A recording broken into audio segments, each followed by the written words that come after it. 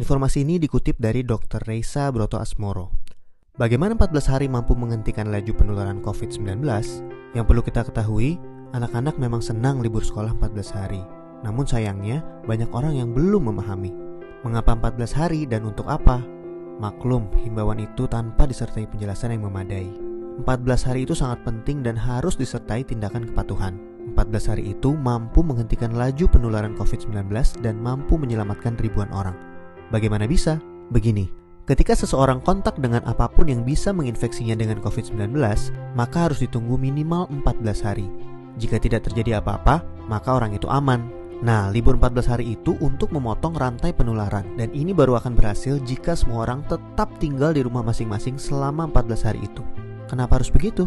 Contoh, seorang anak mulai libur tanggal 16 Maret selama 14 hari. Dia akan masuk sekolah lagi pada hari ke-15. Ternyata anak ini dan keluarganya menggunakan waktu libur itu untuk jalan-jalan, mengunjungi kumpulan orang, ke tempat saudara, ke mall, dan lain-lain.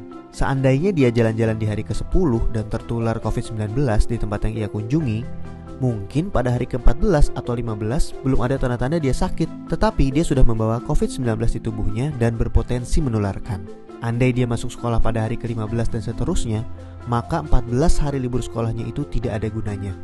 Penularan terjadi juga di sekolah, efek domino akan berlangsung dan rantai penularan tidak terputus. Untuk itu semua orang harus bekerja sama. Semua warga Indonesia harus membantu dan warga harus kompak, yaitu patuh untuk tidak kemana-mana dalam 14 hari itu kecuali untuk hal yang sangat perlu. Waktu 14 hari itu berguna untuk saling pantau. Jika ada orang yang menunjukkan gejala-gejala menderita serangan COVID-19, bisa segera ditangani dan hopefully penularannya hanya stop di dia, karena dia tidak kontak dengan orang lain dalam 14 hari itu. Jadi, mari kita mengisolasi diri untuk diri sendiri dan orang lain. Mungkin pula dalam skala besar untuk umat manusia.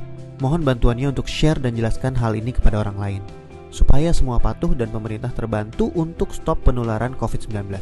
Jika tidak, maka 14 hari libur itu percuma. 14 tahun pun tak bisa stop penularan. Semoga kondisi dunia segera pulih. Halo, selamat malam. Ini Mas Menteri melapor dari rumah. Hari Senin, 16 Maret.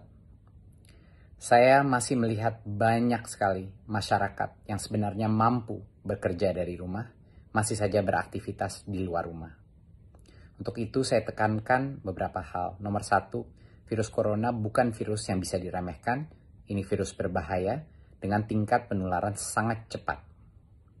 Kedua, walaupun kita tidak punya gejala-gejala, tapi kita masih saja bisa menjadi carrier dan menularkannya kepada orang-orang dengan kondisi kesehatan yang kurang memadai, seperti orang-orang lanjut usia atau punya diabetes, hipertensi, dan berbagai macam kondisi kesehatan lainnya. Jadi ingat, setiap kali kita keluar rumah, kita bisa mengancam nyawa orang lain. Marilah kita menunjukkan bahwa Indonesia ini negara dengan azas gotong royong. Marilah kita menyelamatkan nyawa masyarakat orang Indonesia dengan bekerja dari rumah, belajar dari rumah, dan beribadah dari rumah. Terima kasih.